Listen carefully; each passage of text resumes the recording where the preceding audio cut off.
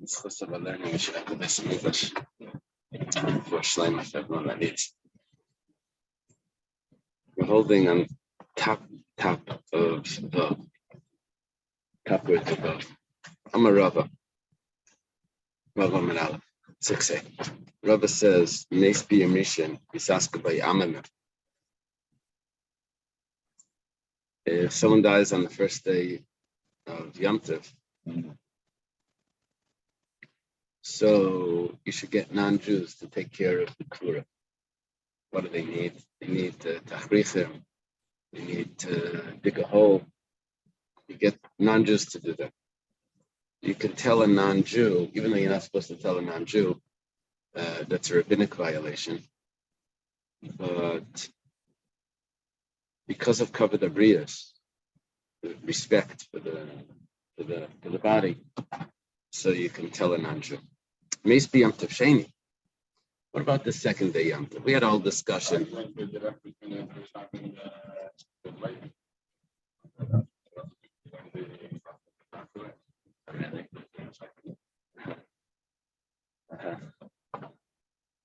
So we had a discussion about the strength of Yom Tov Sheni, the severity of it.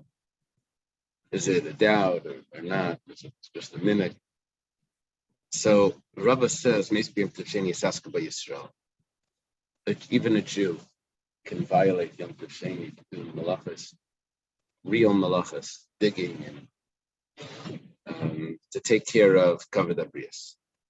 Then Rava adds in a big chiddush, "V'afilu b'shnei Yom Tovim shel Rosh Hashanah," and even on the 2 days of Rosh Hashanah. Now, Rava before was strict about the 2 days of Rosh Hashanah, but not when it comes to kavod abrius. Right. However, Mashenkin bebeya, but it's not so when it comes to the egg. We said that if the egg that's laid on the first day of Yom Tov is mutter on the second day, but not with Rosh Hashanah. On Rosh Hashanah, it's asur. If it's laid on the first day, it's asur on the second day. So this is different when it comes to the kavod abrius versus the egg. Nardoi Amri Afbebeya. Nardoi says the same thing applies to the egg. Now we have to explain that. The Maidaita. What are you thinking? What are you worried about? You're thinking that the 2 days of Yom Tov are actually there minadin, not because of a doubt. Why? Dilma ma'abri leila elo. Maybe Elul became an extra day. That means there were 30 days of Elul. The 31st day is the first of Tishrei. That means that what's the real day of Rosh Hashanah is the second day. But they had to keep the first day also, so you keep both days. So he says, Nardai is talking, he says, Amar Rav Chinina Barkan Amarav, it never happened. The question is, how did it never happen? I mean, it's really dependent on witnesses. Elul was always, the witnesses always showed up on the 30th day of Elul before Mincha, at least during the time of the Beitza Mikdash, before Mincha. After that, it wouldn't have mattered. But before Mincha, and they were able to accept the testimony, and that day became Rosh Hashanah, and that was the whole Rosh Hashanah. Elul was never over. Okay. So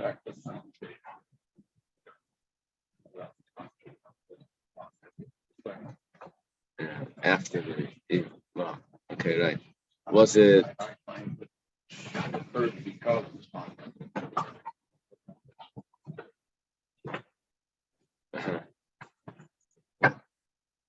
wow, treats. This is the best though. This is the latest fish heads. Or 2 grams of sugar. Right here. No. Okay.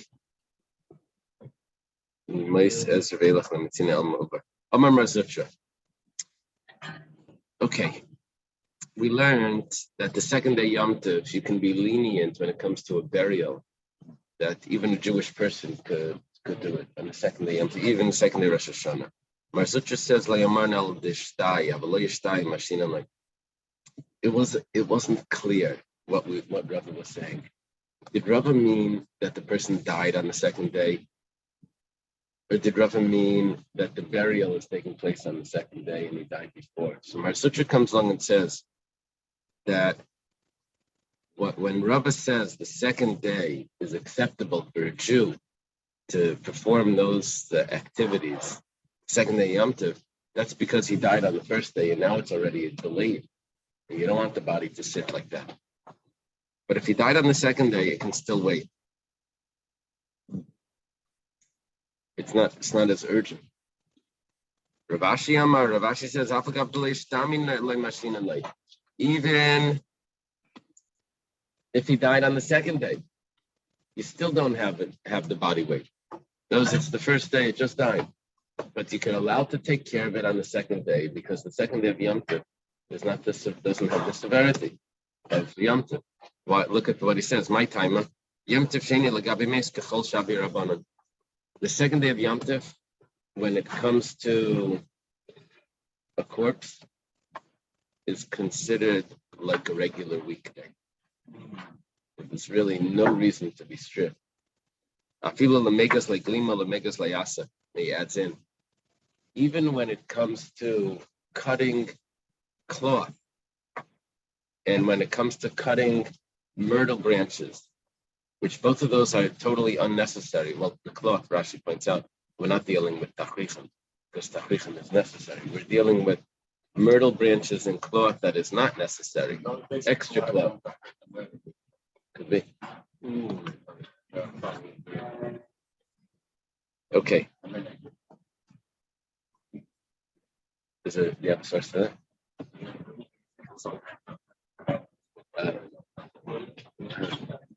That's the experience I had with some of these things. He said that in those days when people had sewn their own tachrichim early on. But the question is, though, at what age was that done? It wasn't done at bar mitzvah. It was done later. So, but it was possible that someone passed away without tachrichim because it was unexpected. Take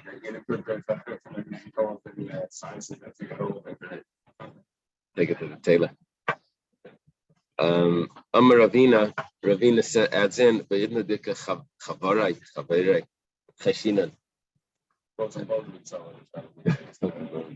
apparently there was a group of idolaters in the days of the Persians in the Talmudic times. They had power and they would force the people to work on Yom Tov. But the Jewish people would say, we can't, it's a holiday. But if they would see that we're doing anything extra, we're doing any sort of work, they would say, we're not going to let this pass, you have to work. So therefore, Rabina says, we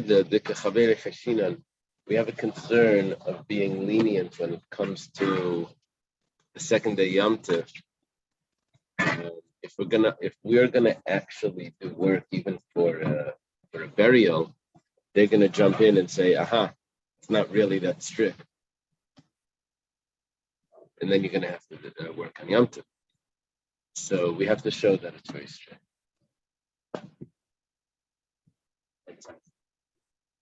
Okay, Ravina, Rabbi Yosef Kamei it says Ravasi. It's on the side. It's corrected for Ravashi. Ravina was sitting in front of Ravashi. It was, doesn't say, it's going to come out that it was actually the first day of Rosh Hashanah. So, I don't know why it says B'shnei Yomim Tovim Shel Rosh Hashanah. I was have to say that if it wasn't the second day. Chazia, Ravina sees Davi Yotzev that Ravashi is dead. Amalei Amai Yotzev Mar says, why is the master sad that this is the end of the Talmudic period? Ravina and Ravashi, the last bottom, yeah. Amalei, I forgot to make an Erev Tavshilin. Yeah, it happened back then also. So, what's an Erev Tavshilin? It was obviously Thursday, Friday, Shabbos was going to be was the way it was set up, right? Rosh Hashanah would be a Thursday and a Friday, and then he's not going to be able to light candles to set up a challah to prepare for Shabbos. So he's sad. Amar Leis, Ravina tells him, why don't you make an Erev Tavshilin today? Now it's already Rosh Hashanah. But he says like this, there's a simple solution. An Erev Tavshilin allows you to prepare from Yom Tov to Shabbos. When you have 2 days Yom Tov, so one of them is not Yom Tov, it's just a doubt. So what you do is like this. On the first day of, if you forgot to make an Erev Tavshilin, you could say like this. On the first day of Yom Tov, you say, if today is Yom Tov, then the food that I'm preparing is nothing. Because it's not necessary for me to make an Erev Tavshilin, because tomorrow is a weekday, and I'll be able to cook tomorrow. But if tomorrow is Yom Tov and today is the weekday, then this food right here that I have, this piece of challah and this fish, it's a weekday, and I'm making my Erev Tavshilin for tomorrow, which is Yom Tov, and I won't be able to prepare unless I do this. And then tomorrow you do the same thing. Well, you don't have to do it tomorrow. You're done. You're all set. You're all set. So Miniach Adam Erev Tavshilin Yom Tov L'Chaver HaMasna. It's all good. Amar Leis, Rav Ashi says, Eimer Dam Rabba B'Shnei Yom Tovim Shel Goliath. That's by a regular 2-day Yom Tov. B'Shnei Yom Tovim Shel Rosh Hashanah Miyamar. Did Rabba say that when it comes to the 2 days of Rosh Hashanah? I'm trying to look at Sunday 7. Nice.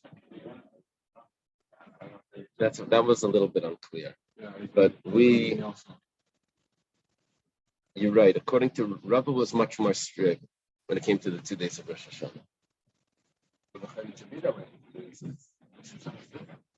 It is different, but it's not 100% different, because especially if you say that there was never a second day Yom Tov, it's really only because of the minhag. We never really had. There's no doubt that Rosh Hashanah is not the second day, right? That's what he said, that it was never postponed to the second. Okay. Right. Like all second day Yom Tov. That's all rabbinic.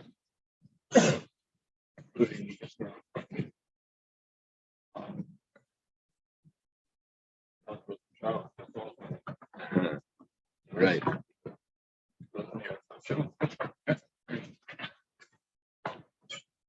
Well, I don't know about actually cooking from one day to another, if that's rabbinic.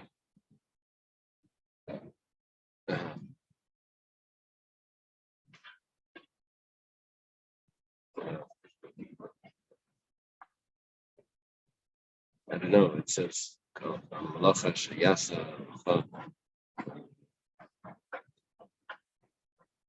You're allowed to cook for Yom Tov. I'm not sure. Are you allowed to cook for Shabbos? Yeah, it has to be. If an Erev Tavshilin works, then it has to be. Then it has to be. That was Taisa's question before. That how does Rabbah say that it's deraisa, and then we allow rabbis to come in and make institute an Erev Tavshilin, and then the deraisa falls off. That was Taisa's. But Nardai says Af Beitza Muteres. You're telling me that Rosh Hashanah is stricter, but we just had a statement from the city of Nardai that an egg that's laid on the first day is mutter on the second day. That means that Rosh Hashanah is no stricter than any other second day Yom Tov. Amalei Rav Mordechai. So Rav Mordechai must have been sitting right next to Ravina as Ravina is trying to ask Rav Ashi these questions. Rav Mordechai turns to him and says, The master already told me he doesn't hold of Nardai. Yeah, Rav Mordechai is a student of Rav Ashi. So he answers to Ravina. He tells Ravina that's not a good question over here. Because Rav Ashi doesn't hold of that. In the box, there's Kamaris. Yeah, it's a new Sefer.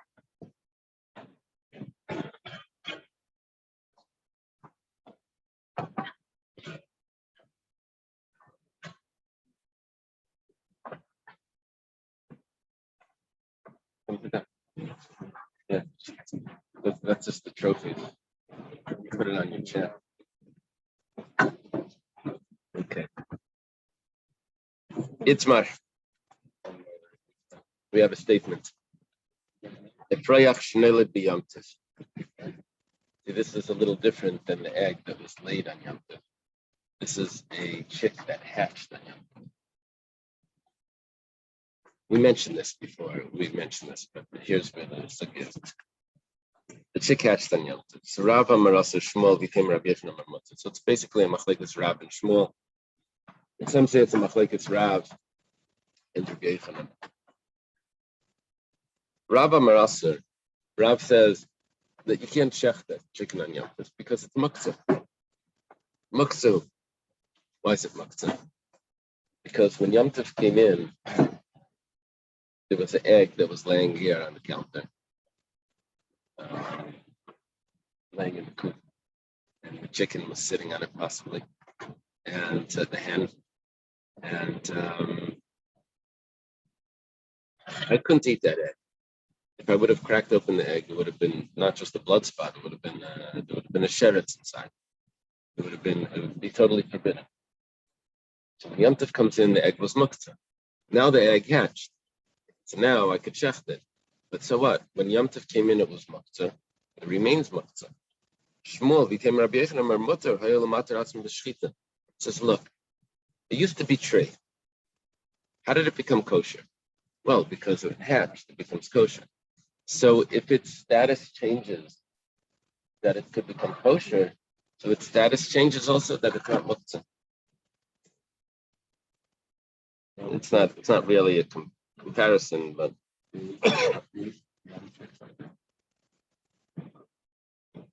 according to this, they would. I don't know. It went into the soup. They just put it in the soup. The farmer told me that the chickens that are wild are not very good to eat. They don't taste good. But years ago, the chickens that people had on the farm, they went in the coop and all of that. Those chickens were just too. There was no. You couldn't eat it. Yeah, you couldn't eat it. It was too.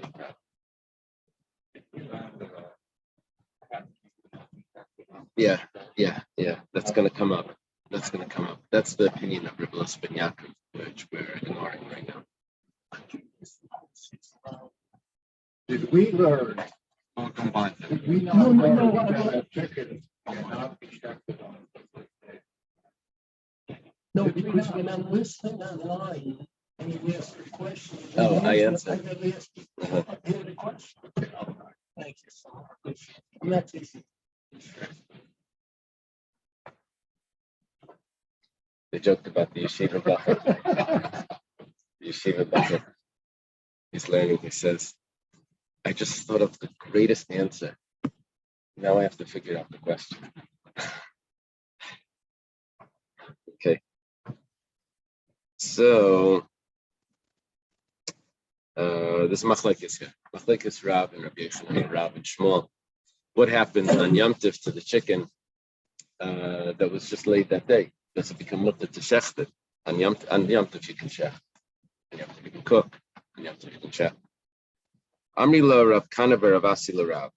So Rav that was strict about this. His students, Rav Kana and Rav Asi, they say to him,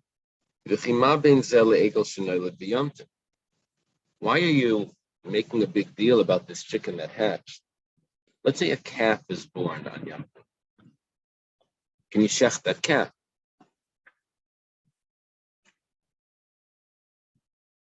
So the answer is yes. Yes. So why, and now I have an egg that hatched on Yom Tov. Why can't I just shech the chick? So Rav responds, you can't compare. The calf, when Yom Tov came in, was a ben Pakua. You could shech the mother, and you don't need to shech. No, the calf was edible. You shech the mother. But the egg, when Yom Tov came in, you couldn't do anything with it. Very good answer. It's a big distinction here.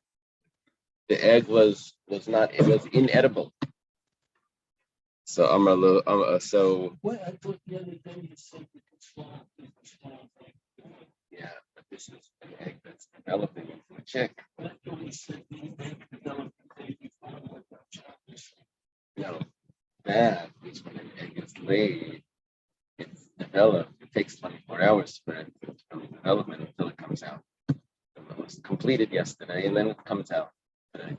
Now we're talking about this is laid, and the mother hen is sitting on it, and then it develops and it becomes a chicken. Something else. We're not talking about eating raw eggs here. We're talking about shechting a chick. How long is that? Before that? I'm not sure. Is it like 20, 21 days or something? Let's say 22 days. How many days? 22. 22 days. 22 days. Shekayach, Eliezer. Yeah. I think we had a Gemara like that in Bechiris also. I don't know how long that's take for an egg. Okay, you get it? We're dealing with something else. So the egg when Yom Tov came in was muktzah, but the calf when Yom Tov came in was you could have shechted the mother, you could have eaten it. They're not done. They have another question. Let's say the mother of the calf was a treifa. It's missing a leg or something. Now, if the baby is born, if the calf is born, then you can shech the calf. But if I shech the mother, I can't do anything. It's a treifa. So when Yom Tov comes in, there's no solution for this. It's a treifa. But after the calf is born, then I can shech the calf. So now they ask Rav, so what's the difference between that calf and the egg? Now they have a solid question. Right here. Okay. Shasik Rav. Rav's quiet. Stumped. They stumped the Rav. Okay. I'm a Rabba. I'm a Rabba. V'temer Rav Yosef. My time is Shasik Rav. Rabba and Rav Yosef, or some say it's Rav Yosef. Why was Rav stumped? What's the problem? The mother wasn't really muktzah. The mother was a treifa. If it would have died, or maybe you could have killed it also, and given it to the animals to eat. And you have to feel out to feed the animals.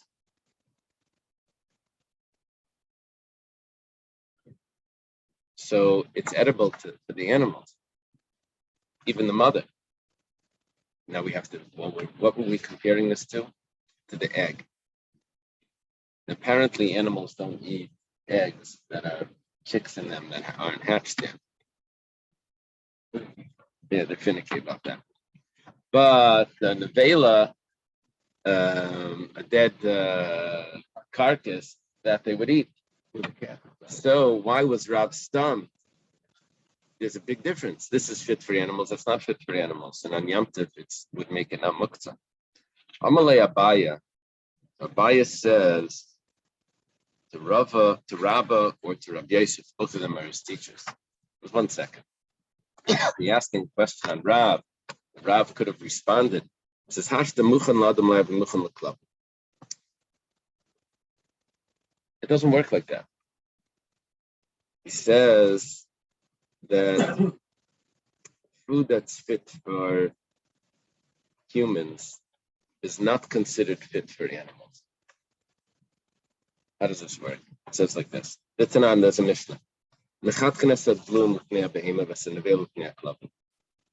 to the first opinion, you're allowed to cut squash to give to the animal.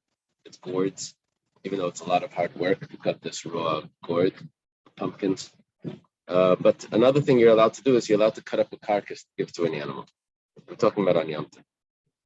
Rabbi Yehuda Imer, Imlai Haisin Nevelam or on Erev Shabbos, or on Shabbos.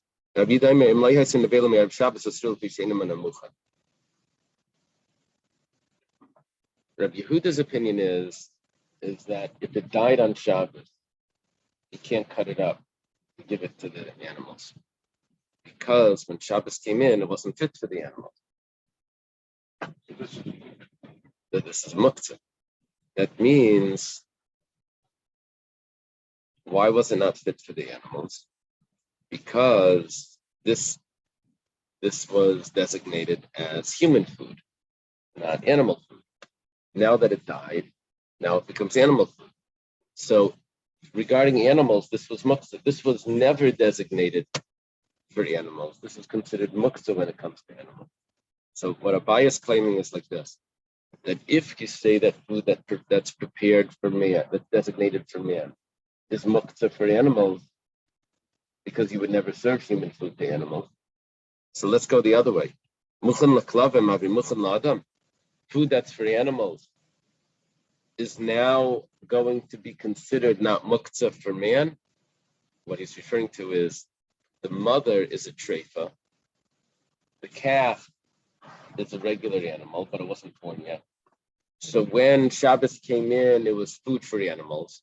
When the calf is born, it becomes food for man.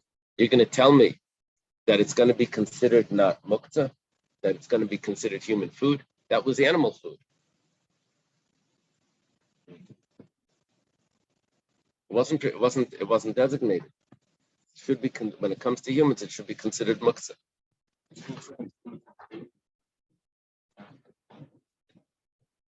Food from food, like we had in the beginning of the Masechta of the Daf. Yeah, that's what we're talking about. That if the mother was animal, because it wasn't a treifa, then the egel, the calf should be animal. Here the problem is the mother's a treifa. But it's not the same thing. Because still the mother is part of the mother. Here it's a separate unit. The egg.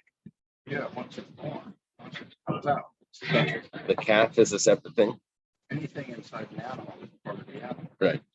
Once it comes out, I think it's an analogy. But the comparison was an animal that has a calf inside. Right. Only one animal.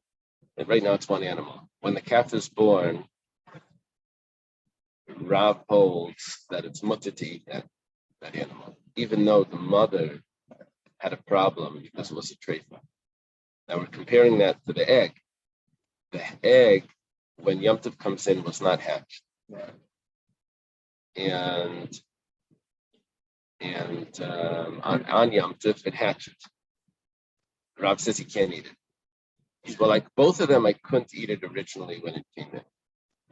So we asked that we have a solution, because I know you couldn't have eaten it, but an animal would have eaten the mother animal. Another animal would have eaten the carcass, the treifa or nevela, right? But no one would have eaten the egg. So that's why a very good teretz, right? Not raw eggs here. It's a chick that's underdeveloped, right? No animal would have eaten it. That's what. So Abaye is saying that's not a good teretz to say that because an animal would have eaten it, because you can't mix human food with animal food. If it's designated for animal food, it doesn't become not muktzah for humans. And if it's designated for human, it doesn't become not muktzah for animals. You see that from Rabbi Yehuda. I had food that was designated for humans, and if it died on Yom Tif, or it died on Shabbos rather, you weren't allowed to cut that up for animals. It's considered muktzah. If there's a cow that's straight and I guess you understand, if it, then yeah, you have to shoot at the end. Then if there's a baby cow you're allowed to eat, so you wouldn't check The mother. cow, yeah. You never check that, right? So I wouldn't gain much by shechting a trophy animal. I mean, it wouldn't become tummy. It's shechted. But if that happened, But if you need inside when I shechted it, no, then it would be tree. So I would wait for it to be born, and then I could eat the calf, and it's straight going into Shabbos, and then it's born into Shabbos. and then it becomes kosher. And nevertheless, it's permissible to eat. So that's a question: why is the egg forbidden to eat? Because when the egg hatches, it becomes permissible. So this was a question that stumped Rav. So we asked, but maybe we can answer because it's fit for animals. And that would be an answer. Abaya says that's not a good answer because fit for animals doesn't mean it's fit for humans.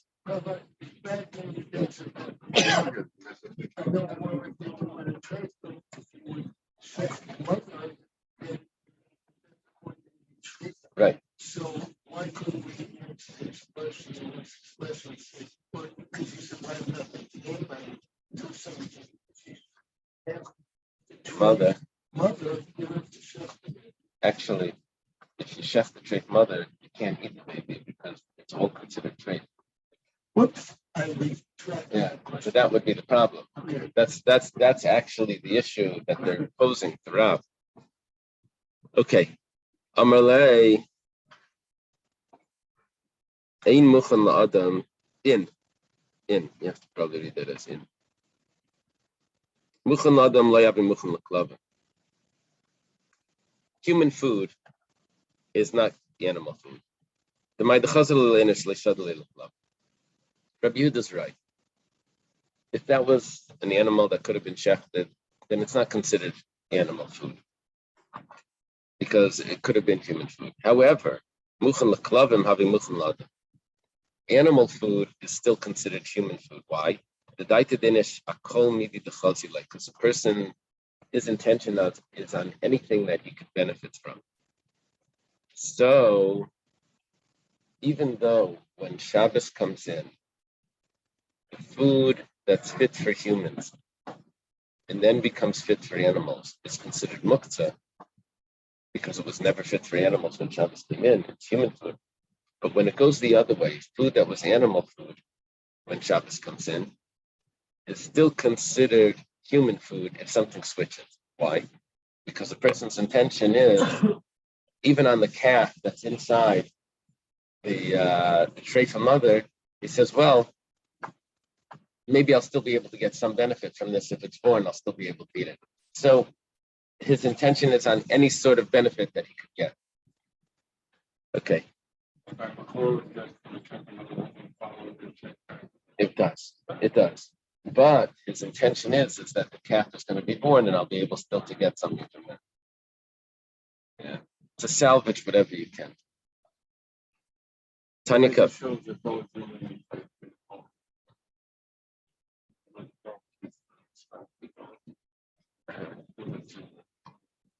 Uh-huh.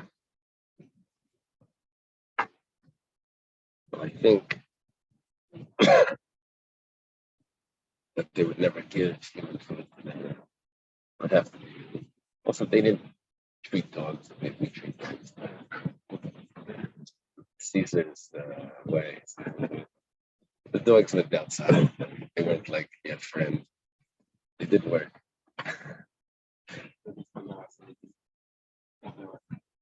That's right. Tani Kavasei the Rav, Tani Kavasei the Shmuel, Vitem Rabbi Yechanan. We have brises that support Rav, that support Shmuel, and possibly if it's Rabbi Yechanan, it supports Rabbi Yechanan. The brise goes like this. Tani Kavasei the Rav. The brise that supports Rav is Egel Shnei B'Yam Tov is mutter. Everyone agrees to that. If a calf is born on Yom Tov, it's mutter. Except that calf. Why? Because when Yom Tov came in, even though it wasn't born yet, it was still edible. maybe the mother was a treifa. So what? The calf was still, his intention was still on the calf. It was edible. A froyach shnei would be Yom Tov aser. However, a chicken that hatches on Yom Tov is aser. What's the difference? Why the chicken that hatches on Yom Tov, it only becomes edible on Yom Tov? Why is that forbidden when the calf that only becomes edible on Yom Tov is mutter? It says because of the permissibility that you have with shechting the mother, which you don't have by the egg. Tani Kava say the Shmuel. Let's go the other way. It says that it is permissible on Yom Tov to eat egg. Possibly it's Rabbi Yechanan. Egel Shnei be Yom Tov mutter. This is the machlokes about. The calf that's born on Yom Tov is permissible to eat, to shech the calf on Yom Tov. The Freiach Shnei be Yom Tov is mutter. And the chicken that hatches on Yom Tov is also mutter. My timer. This is permissible because of the mother could get shechted, and the egg, because it wasn't kosher when Yom Tov comes in, because it wasn't kosher before, but it becomes kosher when it hatches, so it switches its status. That switch in status is also a switch for B'negei Yom Tov, and it becomes edible on Yom Tov.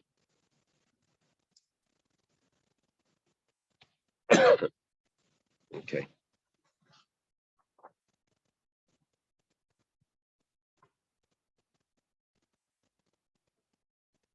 When it comes to muktzah, iter es atzmei b'leidasei.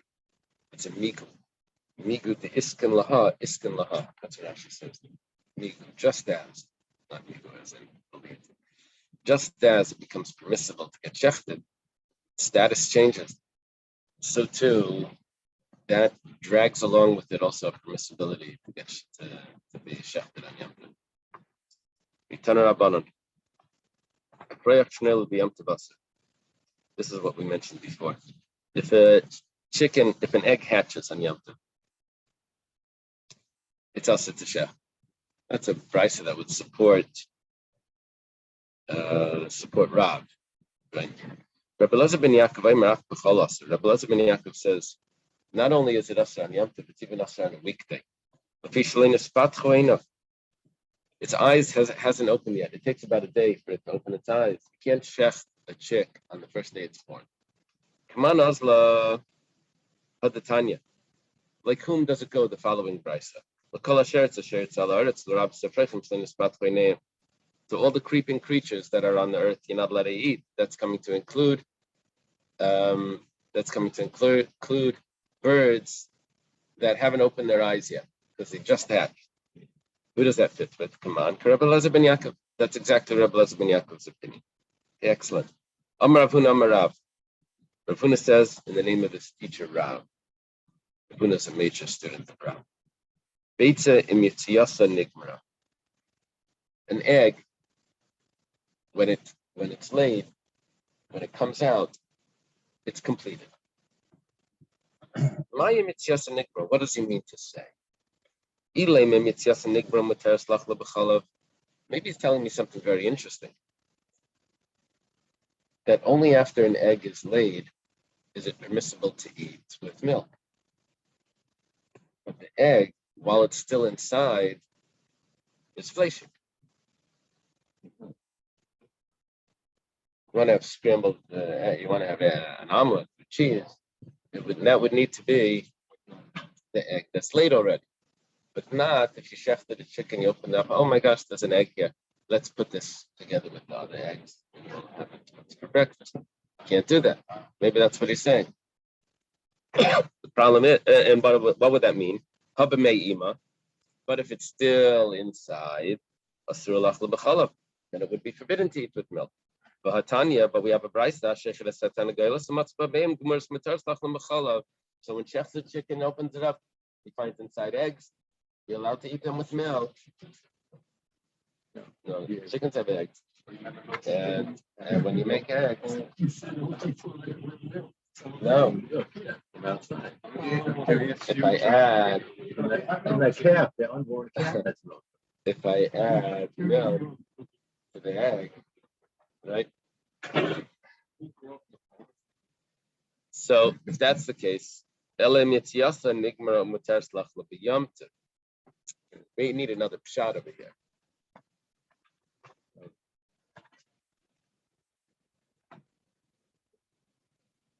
It can't be that only after it's laid then it's mutatate with milk, because we have a brisa that says even before it's laid it's mutatate with milk if it was completed inside. So we need a new pshat. So we need the new pshat is that if it was laid before Yom Tov, then you're allowed to eat it. But if it's laid on Yom Tov, or if it's inside, then you're not allowed to eat it. But if it's inside, then you're not allowed to eat it on Yom Tov. 1 second.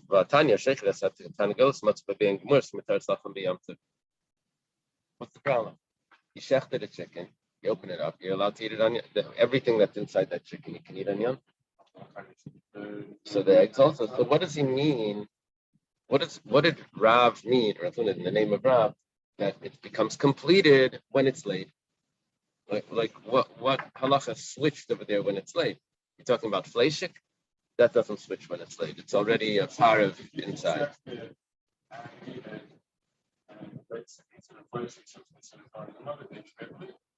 Right. That's what we thought to say. But then we go to Bryson that says chef the chicken. And you open it up and there's absolutely complete eggs in there. And it's not fleishik, those eggs are part of it.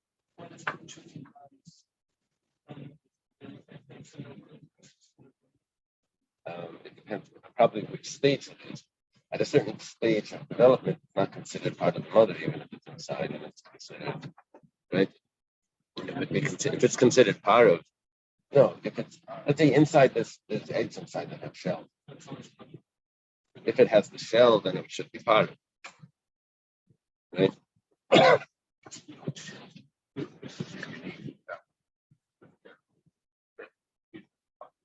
Isn't this a unique exception to the general rule? Know what's inside the apple. Yeah. It's like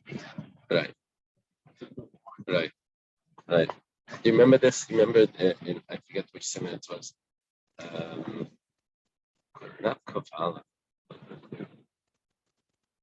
Where was this sugya? There was a shach that had a schumrah.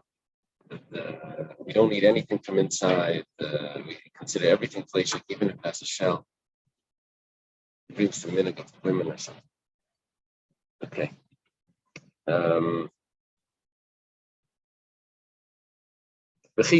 Maybe you can say, Kamash Malan Brisa, Madleashmin Masnisim.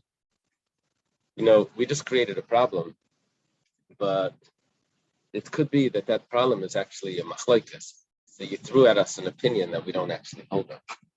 So you said that if someone shechs a chicken and he finds inside eggs, that you're allowed to eat those eggs on Yom Tov. Maybe our Mishnah doesn't hold up that. Our Mishnah holds that it's awesome. And so very good. Rav was following our Mishnah.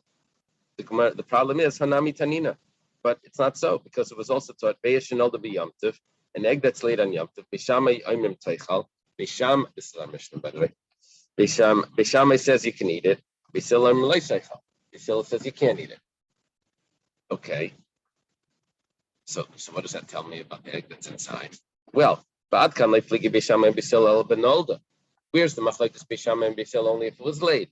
But if it's inside, everyone would agree that it's mutter. Aha. That means that what's the difference if it's laid or so 1 second. Let's go back. Rav says that if the egg is laid, it's complete.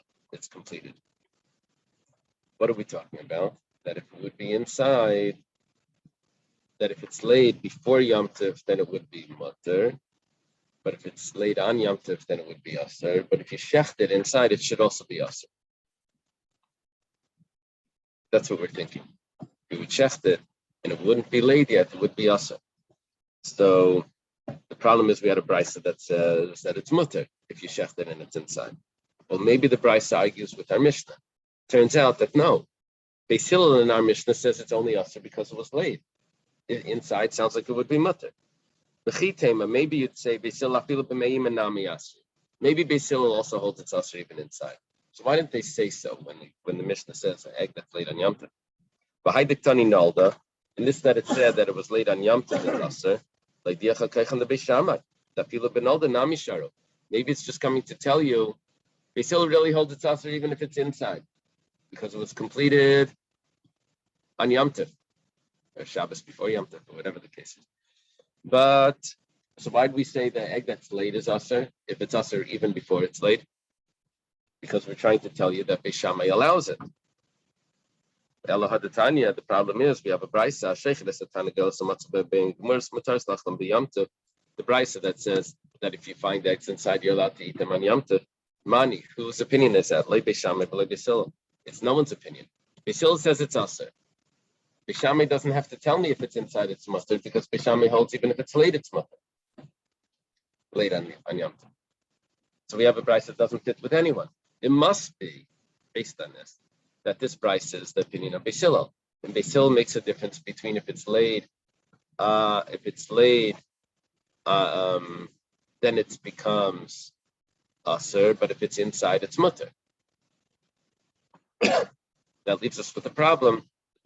What did Rav mean when he says that if it's completed, it's only completed when it's laid? Telling me that if it's bound inside on Yom Tov,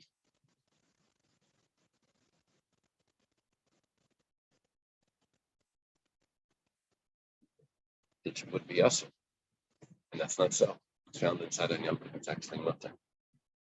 Okay. The Gemara says, "Elim im yitzias and the Gemara megadelas epreichem." Comes out totally different story. What we're learning over here is that if the egg is completed, then it's able to develop and to hatch.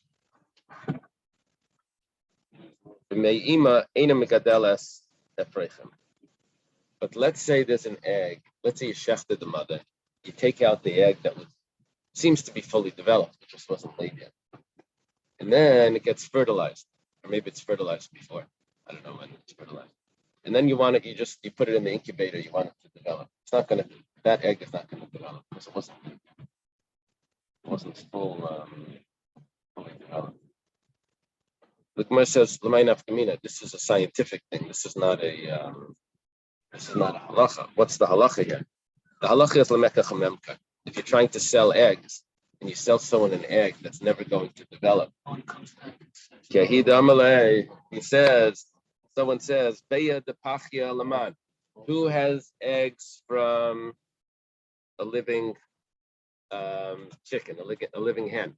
That means not eggs that were found inside. They count. And then Yavale Beya de Shchuta, and they gave him eggs from a shechted mother. Also, they came in front of Rabami. Say he gets his money back. Gemara says Pshita. Of course, he gets his money back. Well, it says really he wanted to eat it. This said he said that the living mother, because it's more fully developed. He just wanted it to taste better. Well, so what's the difference with that? He wanted it to taste better. It says, well, if he just wants it to taste better, then he doesn't get, it's not an invalid sale. He just gets, those eggs are just sold for a little bit less. So he overpaid, so we give him back what he overpaid. But if he wanted it to develop into a chicken, so then he actually gets his money back because he got a dud. Okay. All right. Someone said eggs that are fertilized. Anyone have them? They gave him eggs that were unfertilized. Came to Rabami. Give him his money back. And he gets give him it's a mekach tos, and if the sale is over. Says Pshita, of course. the sale is invalid.